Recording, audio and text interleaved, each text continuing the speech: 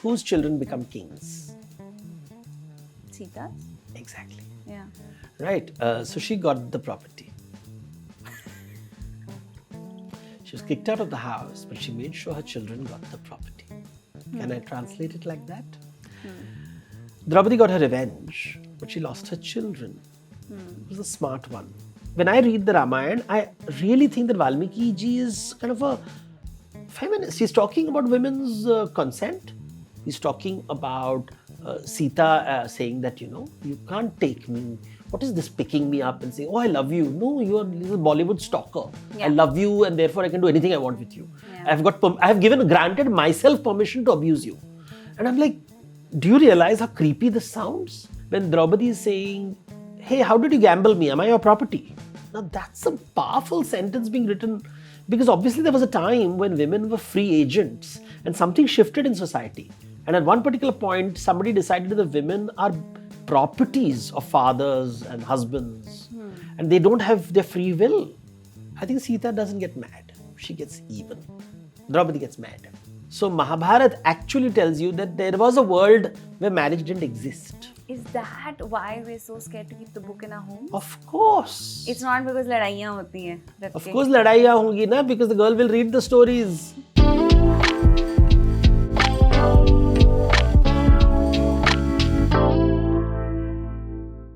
Hi sir, welcome to AfterHours. It is such a pleasure to have you because I've been reading your books for years. So the fact that I'm actually sitting here to have a conversation with you just feels like such a privilege. Thank you so much. Yeah. I recently read one of your books called Sati, Savitri. And I was particularly intrigued by that book and I was just desperately wanting to discuss it with you. So I would just love to actually talk about so many things, but I want to start actually by asking you, what is mythology? Isn't it just fiction? Well, let me answer it by asking you a question. Sure. Is equality fiction? So you see, all fictions, because equality doesn't exist in nature, but we all know how important equality is in our life. Correct. The same can be applied for justice. The same can be applied for God, goddess, demons, ghosts. Some people will believe in it and some people won't believe in it. Those who don't believe in it will call it fiction. The rest will call it mythology. It's as simple as that. But like things like equality, justice, we can argue are constructs of society as well, right? Mythology is a construct. God is a construct. Devil is a construct. Promised land is a construct. Rebirth is a construct. Atma is a construct. Correct. So all of them are constructs, but they are real for those who believe in it. Yeah. Right? If you believe in it, it is real. So you can't tell someone that, well, equality is not real. They'll get very angry. Yeah. And justice, we all know, is not real. Right? You just have to open the newspaper. And then you'll realize that, oh God, but how will you live your life without justice? Yeah. You then talk about divine justice, cosmic justice, balance, harmony. You find some way, but your brain as a human being, we need constructs. Without constructs, the human mind can't function. The human mind needs what I call an operating system. And all human minds, see, technically our brain is the same at the hardware level. Around 7 billion humans, every human being is the same hardware at the mental level, at a physical level. But as we grow up, there is something of a download that is happening, a kind of operating system that is being downloaded very early in our lives, which gives us constructs. And those constructs tell us how to look at life, how to approach ideas like ethics and morality, which don't exist in nature. Ethics, morality, law, God. Everything, all of it, rebirth. These are all constructs. Nation state, construct. Correct. Patriotism, construct. Can we live without money? Money is a construct. True. Property is a construct. Property is the biggest myth invented by man, कि ये मेरा ज़मीन है. But it doesn't exist in nature. You ask an animal, they fight for territory. Yeah. There's no property. You can't say this. Now there's wars going around in the world. And I'm like, well, it's a social construct. But human beings live with social construct. You can't dismiss them. So, like we rightly, and I completely agree with you when it comes to the need for constructs. But let's say something like ethics, right? I think, of course, there is some objectivity we have towards ethics. We think this is right, this is wrong. And we can say that whether it's based on conditioning or history or, the entire sort of intent versus impact, theory, we say, okay, this is good behavior, this is moral behavior, and this is immoral behavior. Is mythology like that, or the interpretation of mythology also subjective? See, ask a Jain person, is it okay to eat meat? Is it ethical or unethical? Is it moral or immoral? For someone all his life told that you cannot eat animal meat. Yeah. If he goes to an animal farm where animals are bred to be slaughtered, it will be the most traumatic thing in the world. So we have to understand that while we all have social construct, there is no universal social construct. It Correct. doesn't exist. Yeah. So ethics cannot be universal. Correct. Morality cannot be universal. That's the problem when people use words like universal human rights. It's really the West telling the world how they should think. And now we know how moral the West is. Right? So that doesn't exist. In Indian, like the Jains have this idea called anekantvad. Hindus have the idea called Jagat Mithya Brahma Satyam. These are basically saying that there are different social constructs in the world. And our life is about negotiating with multiple social constructs rather than trying to impose what we consider to be the correct social construct. So the West, these, for example, right now this woke movement which made the word social construct so popular is completely indifferent to alternate social constructs. And this is also seen with monotheistic faiths. My God is the God. Yeah. And that puts them in trouble with everyone else. Yeah. And especially when two monotheistic faiths meet each other, there's brutal violence. While countries like India, which have always dealt with multiple ways of thinking, multiple operating systems, have figured out methods to negotiate between multiple social constructs. And that is what I try to help people understand. That the life is about negotiating those constructs. Husband, wife, parent, child, at a simple level as that. Friends. I'm not even talking the big things like big cultures talking to each other. Just in a family of 5, there are 5 different social constructs. Even though we believe that they're one family. The older generations thinks differently. The younger generation, the son, the daughter, the elder, the younger, father, mother, they all come from different social constructs. And we have to understand that. And then life will get a little better because you understand that rather than imposing a construct, I have to negotiate a construct. Which construct do you resonate with the most among all of these, even within mythology, given that you have vastly studied pretty much everything? Anything that allows me to be fluid. You see, the idea that fixed constructs is the problem.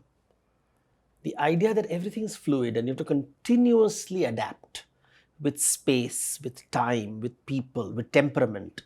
This is the construct that I work with. That there is no one truth in the world. There are multiple truths in the world. And truth is really constructed between two people, in the space between two people. It doesn't exist in my space and your space, but in that liminal space between you and me. And if you recognize, then the magic happens. Then you have good conversations, you have good friendships, you have good business relationships, you have good personal, professional, even romantic relationships. I think people forget that. And they go into this kind of a tug of war. My social construct is better than your social construct. You better submit to my social construct. And they play all these games. I use the word mythology over here. I'm like, or I use the word my truth and your truth. And then, of course, people say my truth is my truth, your truth is your truth. Then you're not fluid. Then you're not opening it to other truths. You have rigid barriers. You've created the Great Wall of China. And you don't want to be in a relationship or in a friendship or anything with a person who is rigid. Yeah. Because the only way to work with them is to submit to them. That's not fun. No, that's just dictatorship. That's just dictatorship. It's great fun for them. Yeah. Not good fun for you. Yeah. So what led you to this path of actually, sort of really diving deep into the scriptures, into the texts, into the literature, into mythology? So like most people, I began with reading the stories. And, I read all the stories. And over time, I started observing patterns. And I was quite amused by the patterns. And people would say things like, Greek mythology is very similar to Indian mythology. Correct. And I'd say, but that's not true at all. And I would like, why are people not seeing that Greek mythology is based on one life? You live only once. And Indian mythology is based on rebirth. There's a foundational difference. Yeah.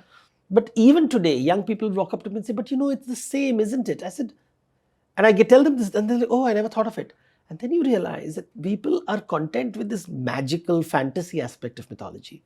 They're not seeing the depth of the subject and why these stories are created. They are not like a Jane Austen novel or a Shakespeare's play, which is a work of literature, which sort of captures an emotion or a thought or a feeling. These are foundational stories which tell you how to imagine the world. And I realized it's the vocabulary of a culture. And then I noticed the scholars who were writing it were mostly from the West. And they assumed and presupposed so many things. I'll give you an example. I would see them use the word evil. And I realized there is no translation for the word evil in any Indian language. Try it. Give me the translation of the sentence. Hitler was evil in Hindi. Hitler बहुत बुज़दिल थे. Buzdil is not evil. I agree. See, even as you say it, you realize buzdil. Then they'll use words like bura admi, dusht admi, kroor admi. There are other words. Yeah. You will never get a word for evil. And I would see people argue and scream and yell at me. No, there has to be, because the assumption is evil is an objective idea. That's not a social construct. Imagine if I turn evil into a social construct. Your reason for wiping out a person or a people is taken away from you. Because once I declare you evil, you have no reason to exist. I have to just kill you, wipe you out, dehumanize you.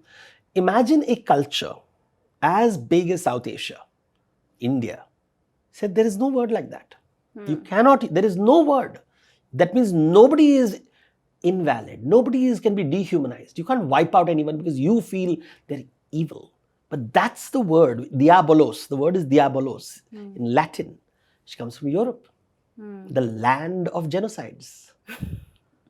Right? They always see genocides. They don't seem to stop. It just goes on and on and on and on. In every century, genocides.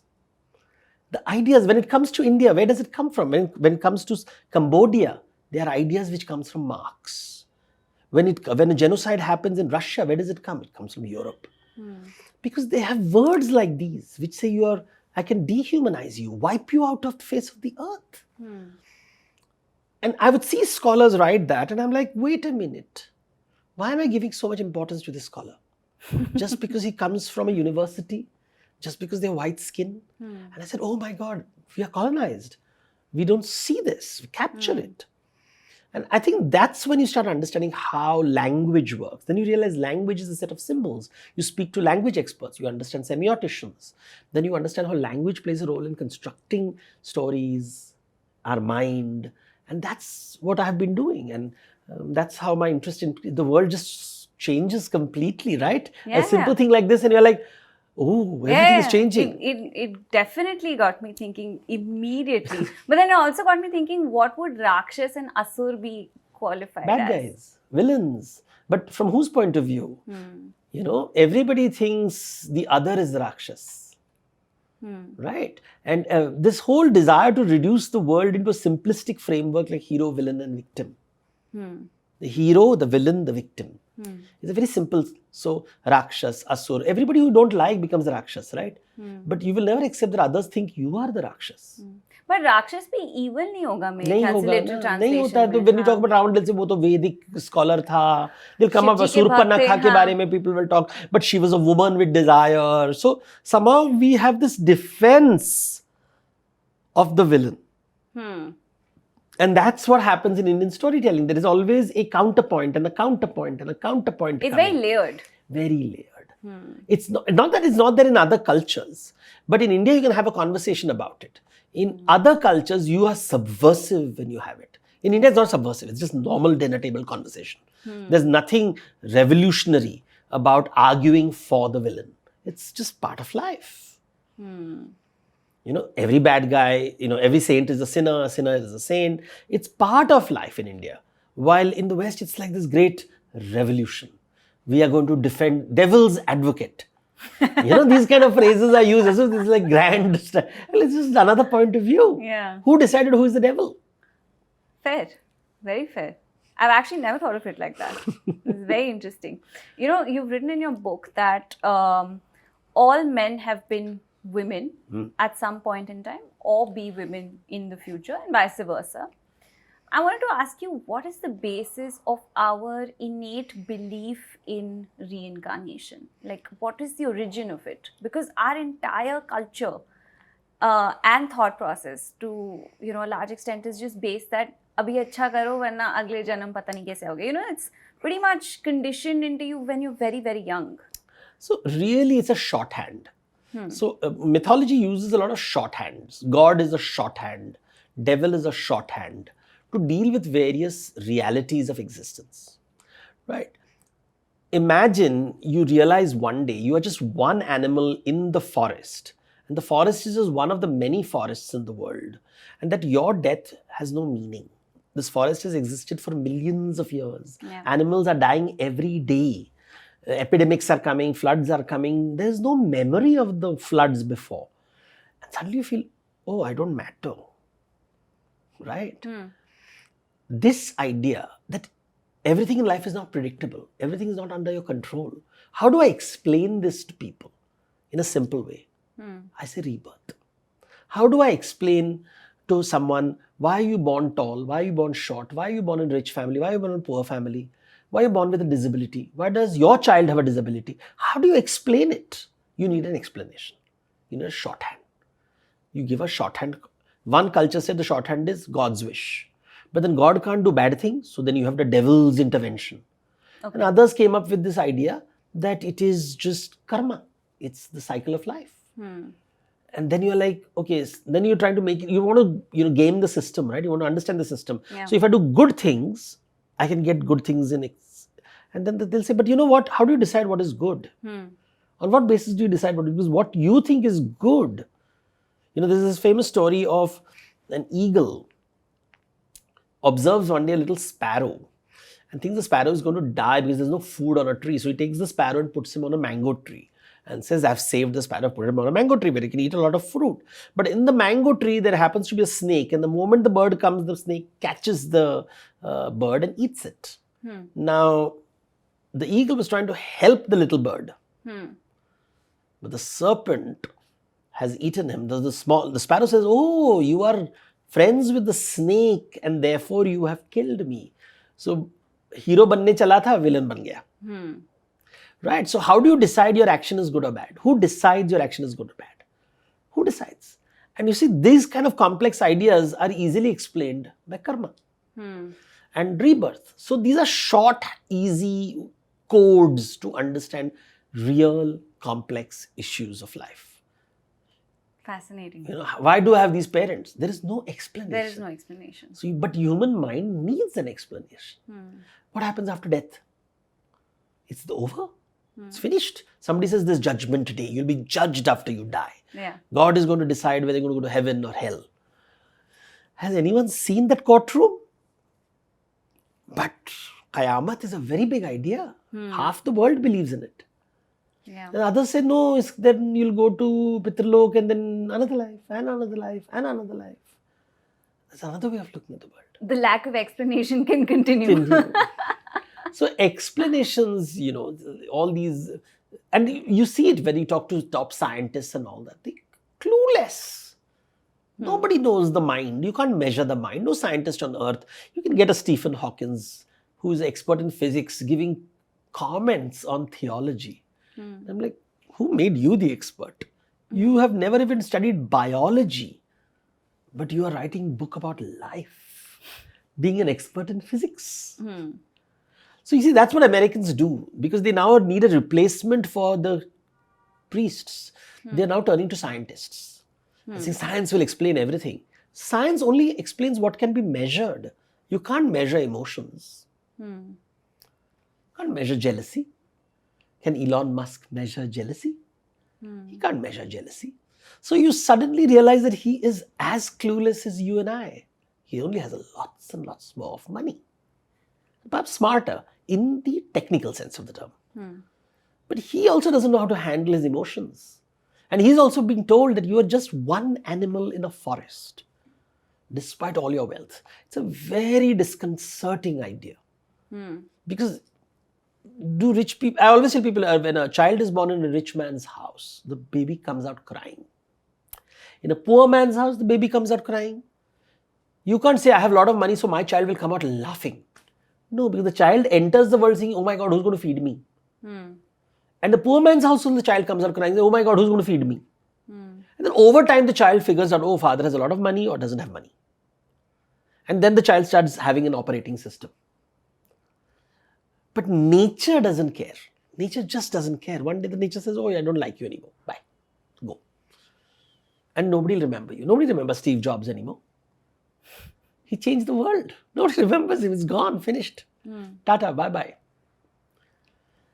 And he was a rude and obnoxious man. So, this is how mythology works. It deals with very deep, profound questions through beautiful stories of Pegasus and Medusa and, Narasimha Avatar and Varaha. There are these beautiful stories that we are told. But they are deeply profound. They ask you very foundational questions.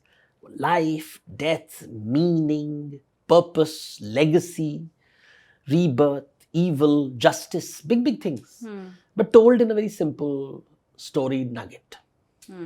I was very interested in listening to, or reading rather, the story about Sati.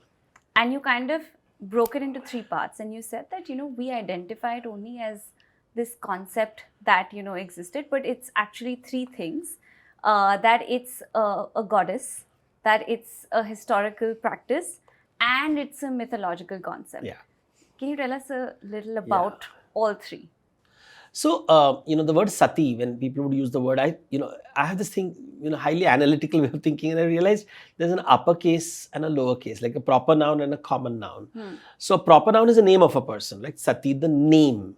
Then there is Sati as a common noun, and it has different meanings. Like one meaning is the faithful wife who has magical powers. So she can bake pots, she can collect water from an unbaked pot. She can walk through fire, or she can walk on water. She can curse someone. That's a Sati. So they'll say faithful wife. Then there is Sati, which is this practice of burning widows. And it's a practice that is... It's not mentioned in the Vedas at all, but it has become very popular, the Indian practice.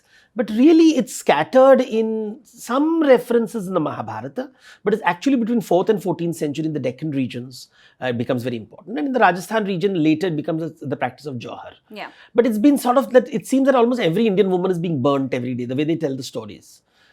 And then you have this character whose name is Sati, which comes from the Shiv Puran. And so suddenly you realize that there are 3 different words and people use the word. So when they say Sati, Savitri, which Sati are they talking about? Are they saying 2 women, Sati and Savitri? Or is Sati the title of Savitri?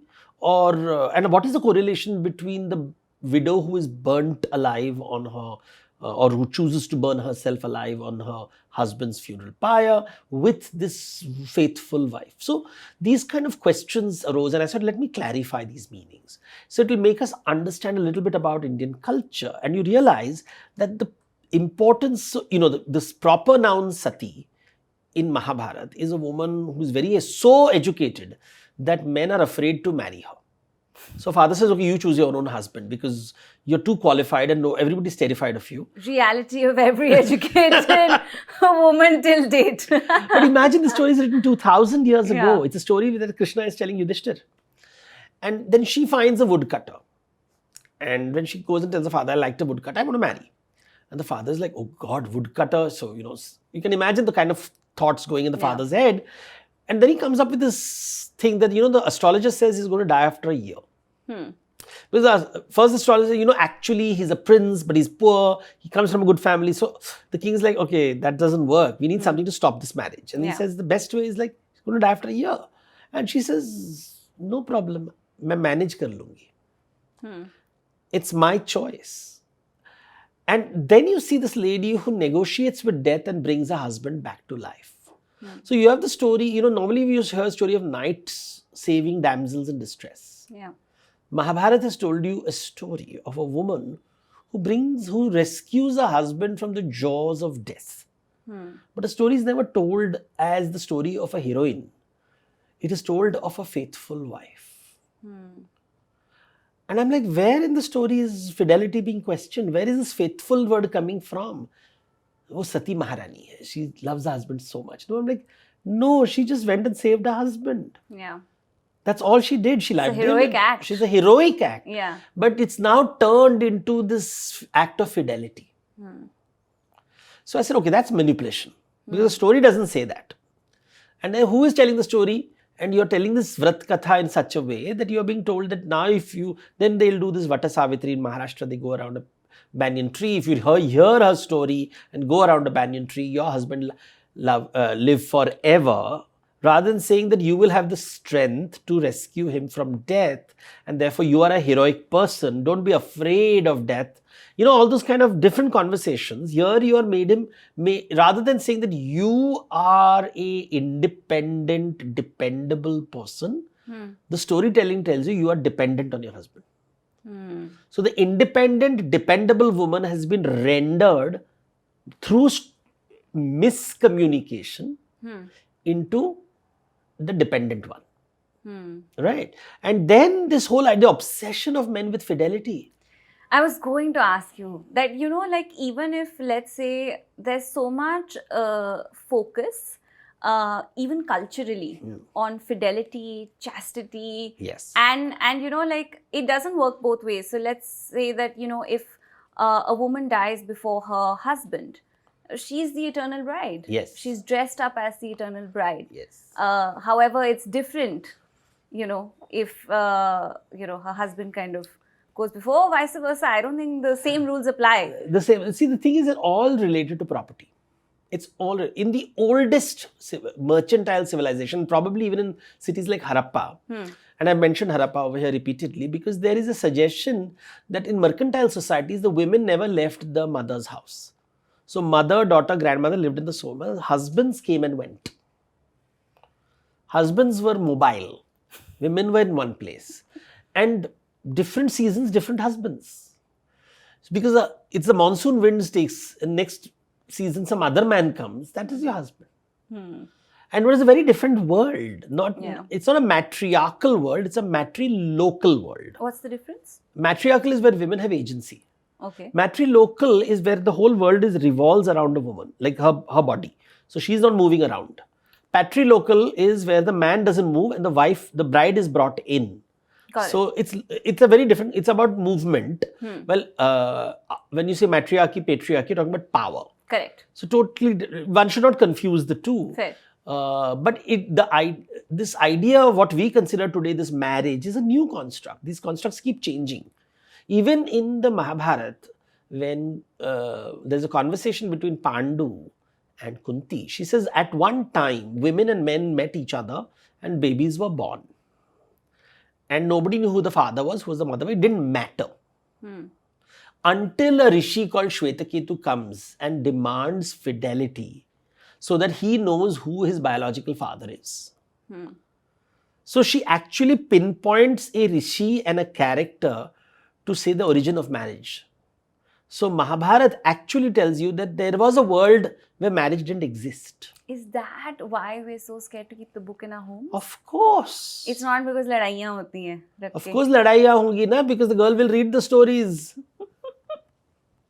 नहीं बताना चाहते हैं हम. ज्ञान से जब कोई कहता है कि मुझे महाभारत घर में मत रखो, ऐसे सरस्वती की निंदा मत करो.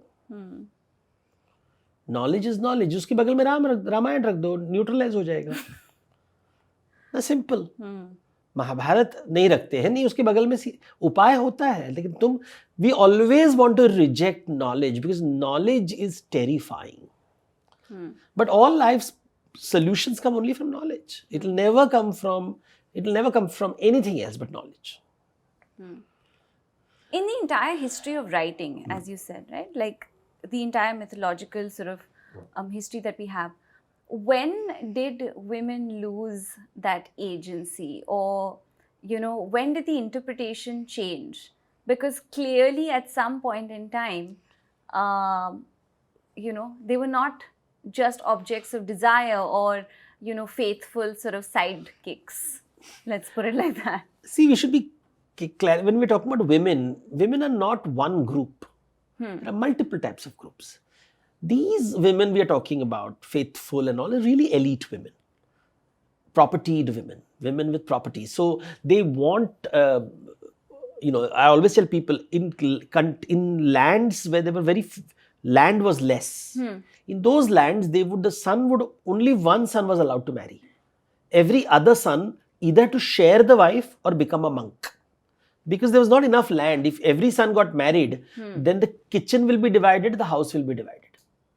But in rich agricultural lands, like let's say the Ganga plains, itni zameen hai ki fark nahi padta hai. So you can have 10 wives and they can have 10 children, and then you have 100 children, you can divide the land in 100, you have enough. Very different.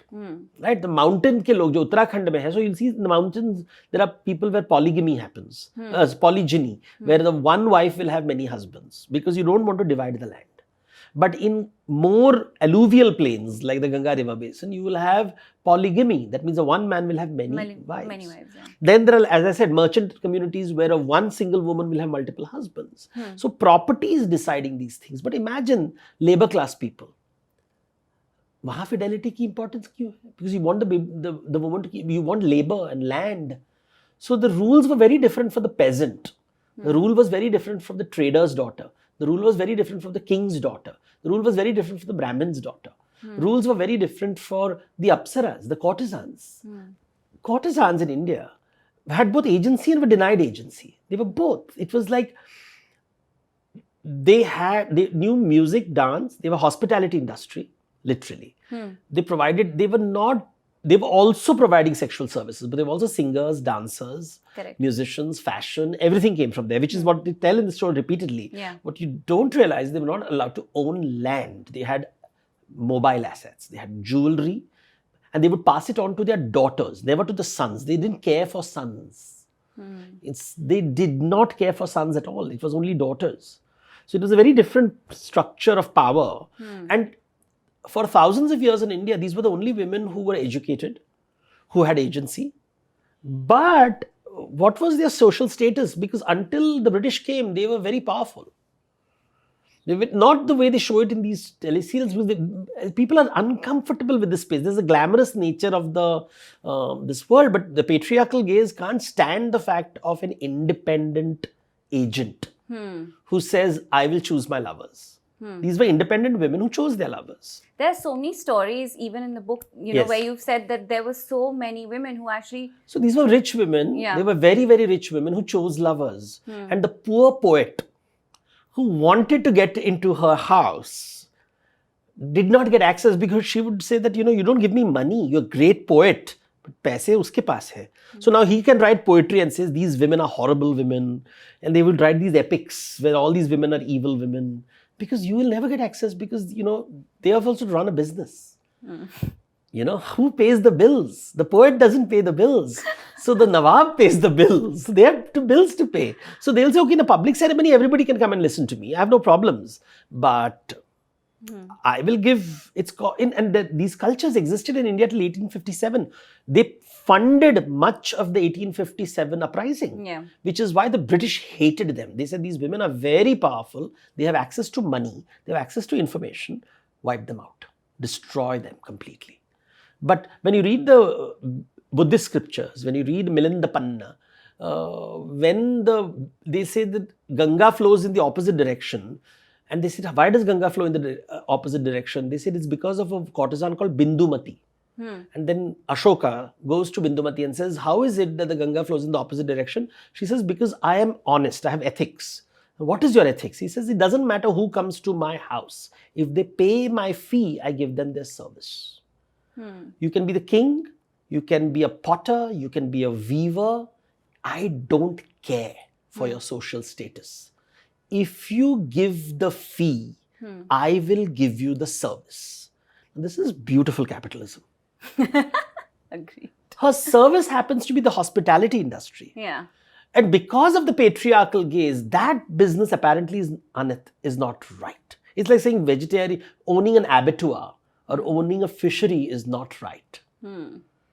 It's just a service. She provides the only service she was allowed to have because she was not allowed to own land. She was only allowed to give hospitality services, music, entertainment and hospitality. Music, dance, glamour, fashion, sex. To whoever came, whenever they came, whatever the money, but she had all the money, she would give it to her daughters.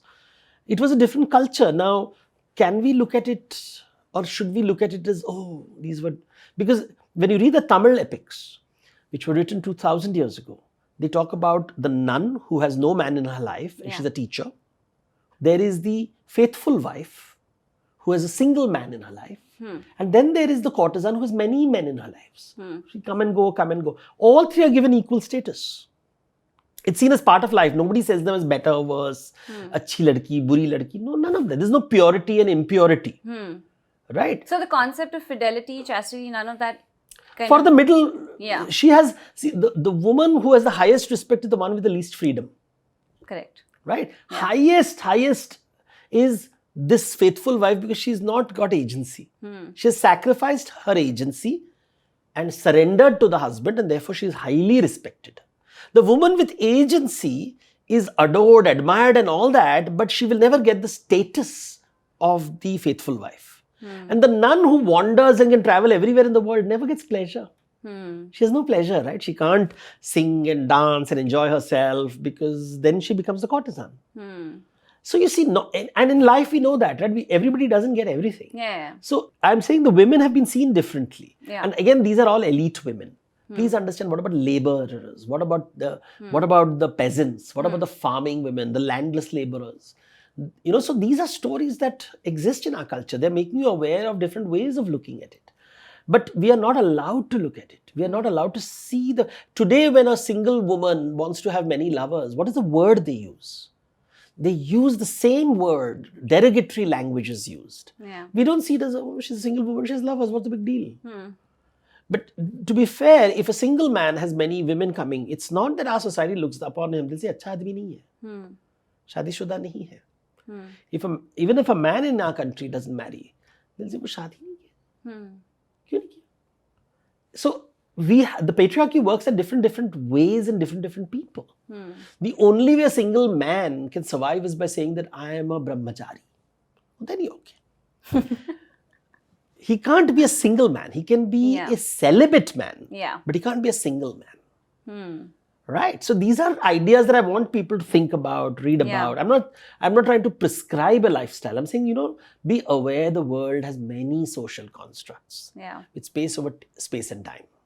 One of the women who have always intrigued me in Indian mythology has been Draupadi. Can you tell us a little about her? Something that we wouldn't obviously know in great detail, because again, these are such layered characters and the interpretation, I feel like, is very biased in some way, at least when it comes to television or, like the casual storytelling. So tell us something that, we wouldn't know about Draupadi. So, when Draupadi is, to understand a character from the Ramayana and Mahabharata, you have to compare and contrast them with others. So, there are two ways to understand Draupadi. One is to compare and contrast her with Sita. Yeah, that would be great. Right? Let's do that. Let's do that. Yeah. So, I'm going to ask you a simple question. Okay. Whose children become kings? Sita's? Exactly. Yeah. Right. So, she got the property. She was kicked out of the house, but she made sure her children got the property. Can I translate it like that? Draupadi got her revenge, but she lost her children. who's the smart one. Hmm. So never underestimate the power of silence. So Sita is Janak's daughter. She thinks long term. Her children defeated Ram's army, proved their valor, and secured the kingdom, which is due to them. Like a good mother, she ensured her children got what is owed to them. Yeah. Draupadi lost her 5 children. So she's a dramatic woman who got her revenge, the men who treated her very badly. She lost her children. Oops. So you see, sometimes you look at the story and you start thinking that what is, you have heard this word, don't get mad, get even. I think Sita doesn't get mad. She gets even. Draupadi gets mad. We love mad women. We love women who are, it's so dramatic, right? It's so filmy. Sita doesn't, nahi, bichari hai. We don't want to see a mind behind her, that there's a lot of thoughts going on. A lot of ideas going on, a lot of thinking going on. She's looking at Ravan and saying that, who is this idiot? This big man who seems to be so educated, but doesn't understand consent. So education has nothing to do with respecting women. Very true. And that's what the Valmiki Ramayana is telling us. Because they keep repeatedly saying that Ravan is very educated and very rich and very powerful. He has a private jet also. Yeah.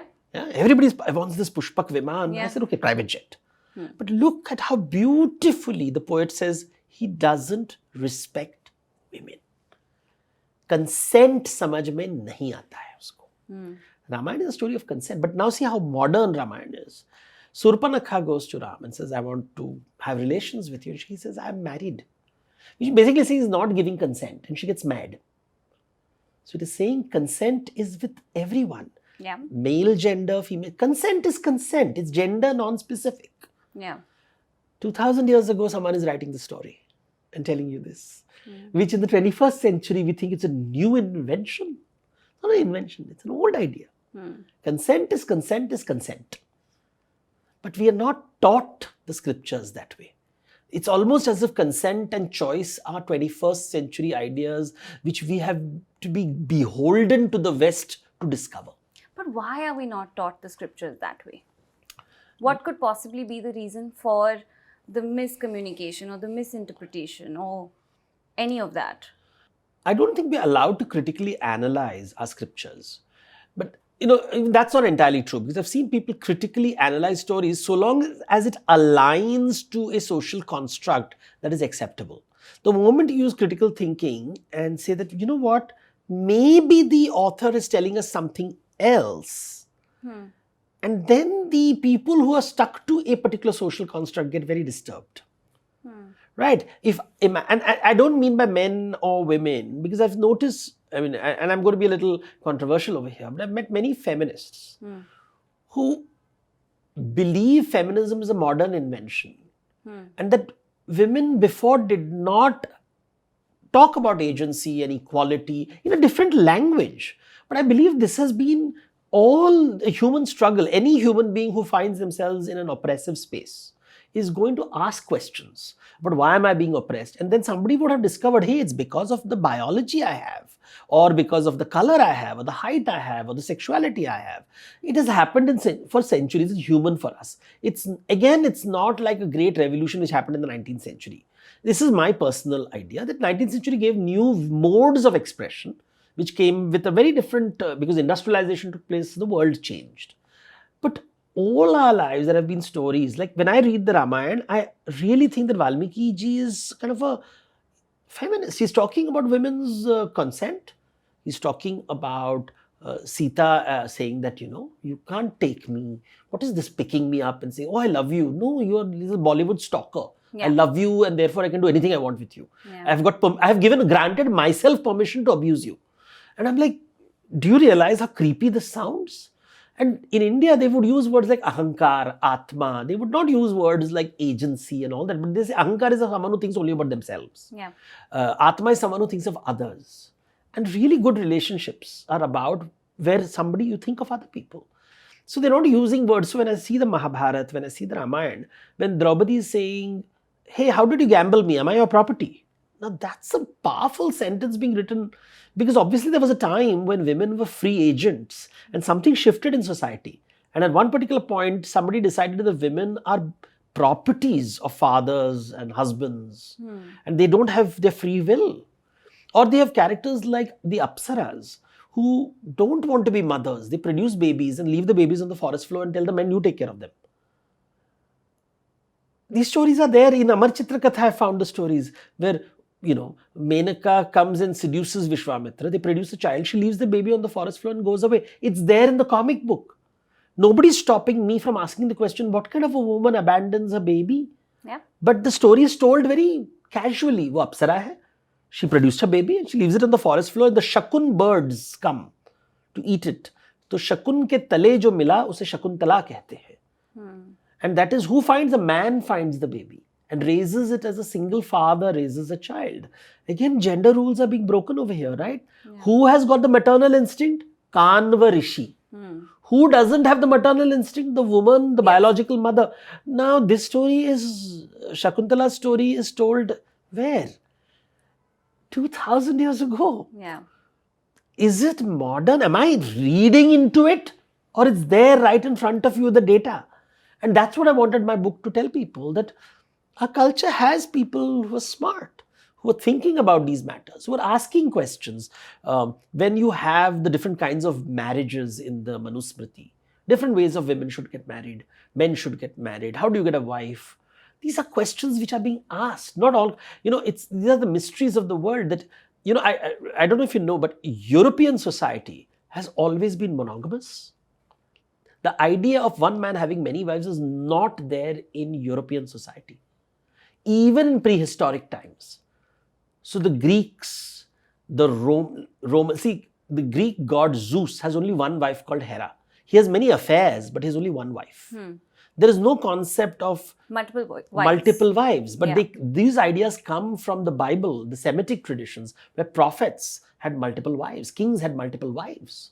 So these ideas from the Old Testament of one man having multiple wives are there. They come from Middle Eastern ideas, but they don't come from Europe. They don't come from Greek mythology.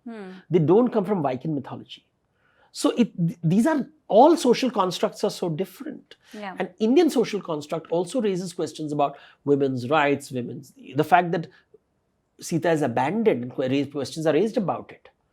And this standard question, like, why did Ram abandon Sita? I've heard this like a million times. And I tell people, have you watched a serial called The Crown?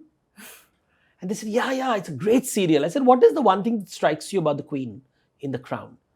And then they say, she's very cruel. She's cruel to her sister. She's cruel to her children. Yeah.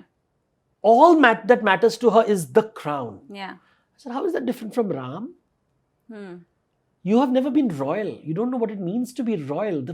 The Crown as a serial, a work of fiction, is trying to help you understand what it means to be royal. Yep. That nothing matters more than royal reputation. Ramayana is telling you the price of royal reputation, where you have to punish the innocent member of your own family. That's the crown. So why do you admire the crown and look down on Ramayana? This is because it's an Indian story? Yeah. I think so many people who probably are not even sort of well read on the Ramayana have, huge issues with how Sita was kind of treated. And of course, similarly, Draupadi, she was traded and, whatever. So obviously, Sita is like the बेचारी in the Ramayan. उसको कोई भी उठा के ले जाता है, फिर उसको अग्नि परीक्षा भी देनी पड़ती है, खुद का पति भी साथ नहीं देता है. Ram is not considered as, I mean he is God, but I don't think modern day women would consider his sort of traits and characteristics as desirable. See, I'll tell you, when the English translation of the word God, when you think of God, you're thinking of the all-powerful being from the Judeo-Christian Bible. That's not the meaning of the God in Ramayana. In fact, the word avatar doesn't appear in the Ramayana. It comes much later. But what does it mean? It means that what happens to an all-powerful being when he's born in a royal family, how will he function? That's why it's called avatarana. Avatarana means to come down. So someone who is like infinite capability, if he is born in a context which is a royal family, how will he behave? So Ram is the eldest son of a royal family. How will he behave? Krishna is the youngest son of a cowherd family. Yeah. You don't expect God to behave the same in the same situations, right? They belong in different situations. The situation determines how you respond to circumstances. It's like if I'm born in an elite family, I'll behave differently. If I'm born in a less privileged society, I'll behave very differently. So each time the situation is different. It's not God as an all-powerful God. God has to give me justice, because we think of God in Judgment Day. God is just. These are all Islamic and Christian concepts. These are not Hindu concepts. In Hinduism, God is cursed. Gandhari curses Krishna. In the Ramayana, the widows of Vali and Ravan, that is Tara and Mandodari, curse Ram. You killed our husband. Our husband was a villain. Yeah. टेढ़ा था लेकिन मेरा था और तुमने उसको मारा है. So we curse you कि तुम्हें दाम्पत्य सुख नहीं मिलेगा. Because you destroyed our married life, your married life will never be happy. So you have stories where gods are cursed. Where do you find this in other cultures? So the idea of God itself is wrong. So many people, I said, I think we are too hard on our culture. We have these two groups of people. The left wing, which thinks that they are modern and everything about India is horrible. And the right thing that everything about India is perfect. That's not, neither is true. These are extremists. These are the two ends of the bell curve. Yeah. The reality is somewhere in between. Everything has good things, bad things, right things, wrong things. And also see it in its own terms. Understand Hinduism in Hindu terms, not in Christian terms. Just as you should not understand Christianity and Islam in Hindu terms. I don't say that, acha, karma ka phal, tell me about karma, show me karma and Atmagyan in the Old Testament and the New Testament. Do I do that? Then why are you looking for Judgment Day and God as a judge in Ramayana and Mahabharata and the Vishnu Purana and the Shiva Purana? So you can't use the rules of football to understand cricket. Cricket is cricket, football is football. Just because there's a ball in both of them doesn't make them the same game. And I think we are not educated enough. And if you don't know, it's okay not to know. It's perfectly fine. But this kind of imperious judgments that I see people giving, I'm like, padhte to nahi ho. And I mean by left, right, feminists and all kinds, activists, politicians. And I'm like, certainty is an indicator of lack of knowledge. Fair. Curiosity is better. I like curiosity. 100%. Hey, I don't like this. I don't think that was fair. But let's understand what's going on. Now, that's where the fluidity comes in, right? Then the fluid. You're negotiating the construct. Hey, I don't understand. It doesn't make sense. Why are they telling the story? This is the hero of the story. He's one of the few characters in our story who is eternally faithful to his wife. Ekam patni vrata. He's treating his wife not very correctly. What is wrong? Why would an author do that? Yeah. You say God is on earth, he's this great follower of rules and everything. It sounds funny. Yeah. It's a mystery to be solved. Yeah. Don't be in a rush, try to figure out, unravel. And they'll say, no, it doesn't make sense to me. I'm like, stop behaving like a judge. Everything in life doesn't have to make sense. It just is. This is the way life is. Shit happens. Horrible things happen to horrible, nice people. Yeah. Bad things happen to us. We all experience it. This is life. Why are you being judgy all the time? Even with a story. This shows so much about us as readers of stories and understand how do we look at narratives? How do we look at other people's lives? We look at everybody's life and we're judging them. वो तो अच्छा है, बुरा है, ठीक है. But वो देखो ना कहाँ से आ रहे हैं वो. See, try to understand where they're coming from. You may not like them, but you owe it to them and to yourself to understand them. Otherwise, you'll never be happy in life. A judge is never happy. Judges are the just smug people who live unhappy lives. Right? Because they're just judging everyone. With forgetting the whole world is judging them too. But can you just understand? I would rather understand people than judge people.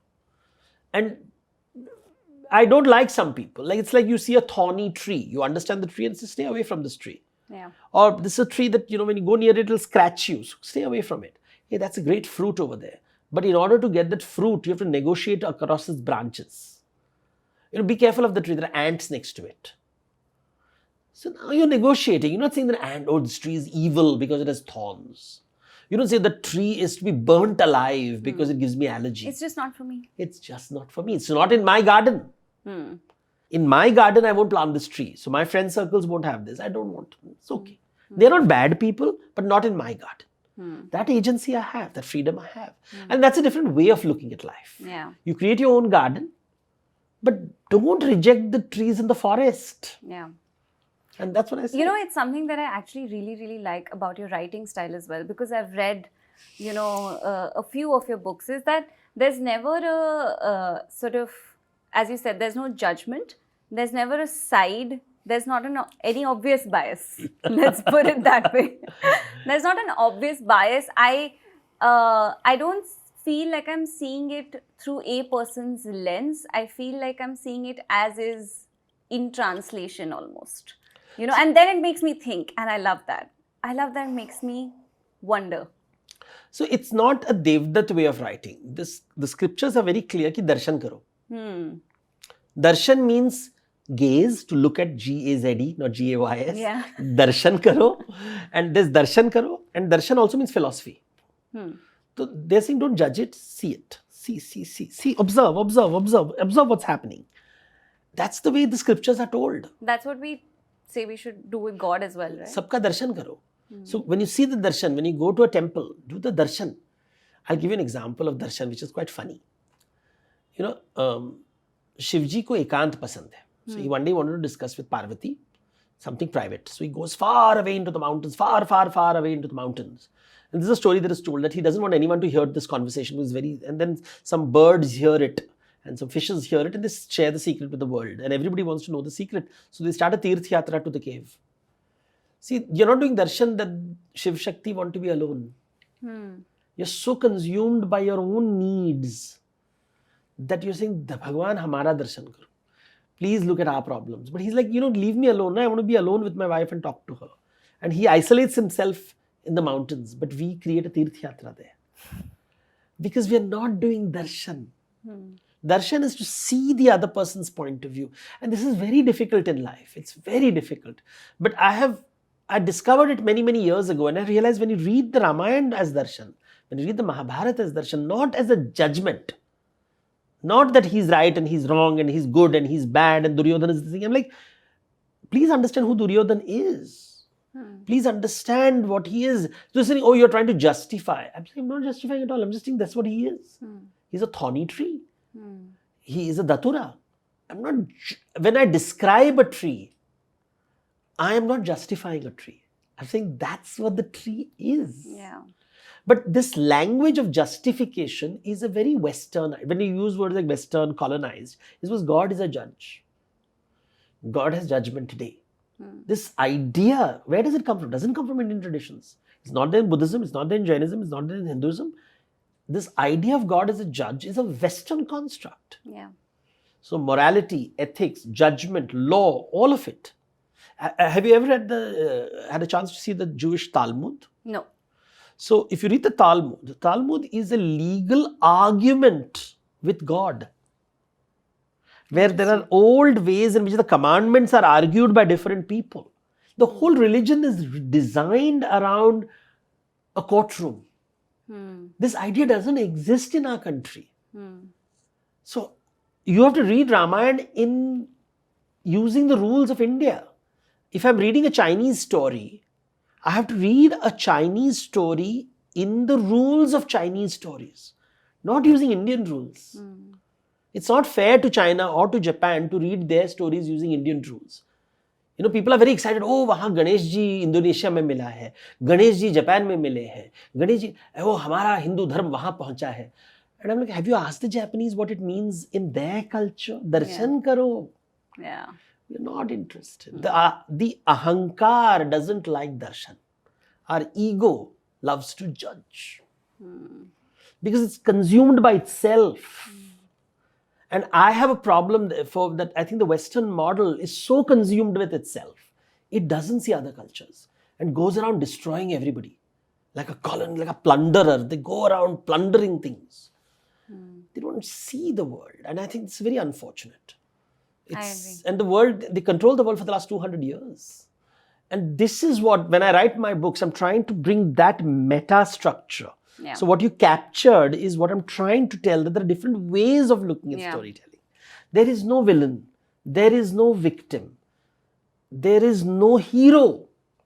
There are just people taking choices. Yeah. Some stupid, some considerate, and some inconsiderate. Ravan is making a choice which is inconsiderate. He's thinking of himself. He's not thinking of Ram. He's not thinking of Sita. He's not thinking of his own people. He's not thinking of Surpanakha.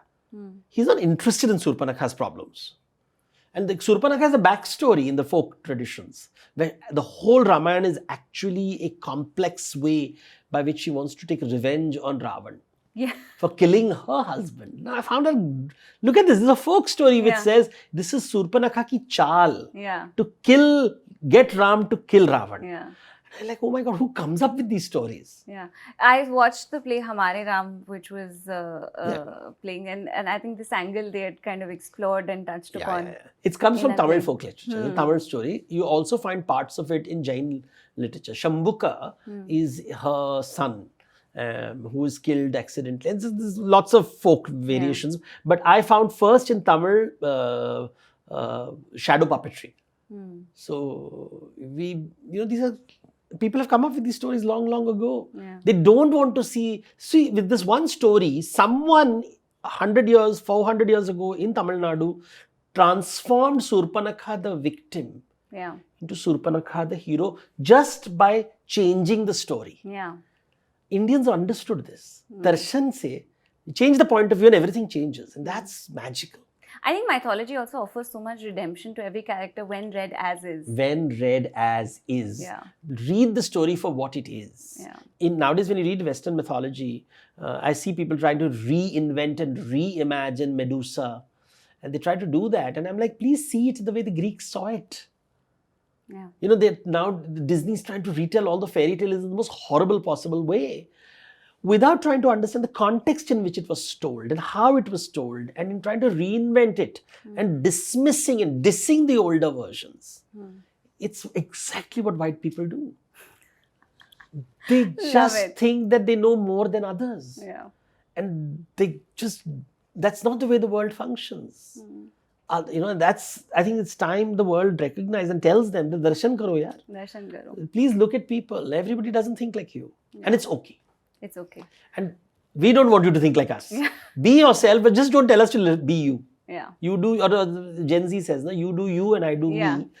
But in my case, I'll say you do you, me do me, but can we be a little fluid so that we sort of find a little bit more space so we can be we? Love that. Love that. We're going to close this up. We asked this question to all of our guests. You've had a busy morning. You have a busier day ahead. How do you unwind after hours? What do you do to just relax? So I want to say whiskey. But my body doesn't allow it. I get such bad gastritis that the only way, I really unwind by writing.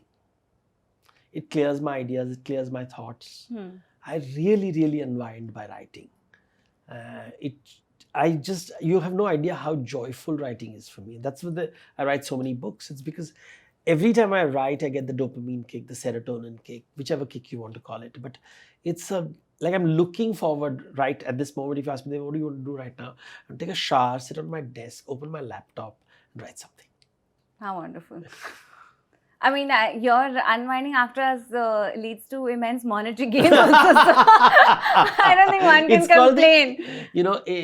India में हम लोग एक ही गाय की बात करते हैं and Japanese लोग ikigai की. So I like, and by God's grace, I think I'm in the ikigai circle. So. Oh, how fortunate. That's a great space to be in. So I'm privileged that way. So I'm very well aware of my privilege. And I therefore use my privilege to ensure that, you create an ecosystem which is positive around you. That's lovely. It's been such a wonderful chat. So thank you for your time.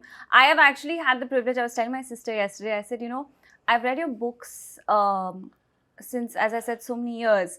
And the fact that now this is the second time I've had the opportunity to sit with you and Yeah. have a one-on-one chat, who would have thought? So I think this is amazing, and I think God is very kind to me also that, I get to meet so many people who I've admired for so long. So thank you for your time, and hopefully we'll do this again soon sometime. Sure. Thank you. Thank you so much.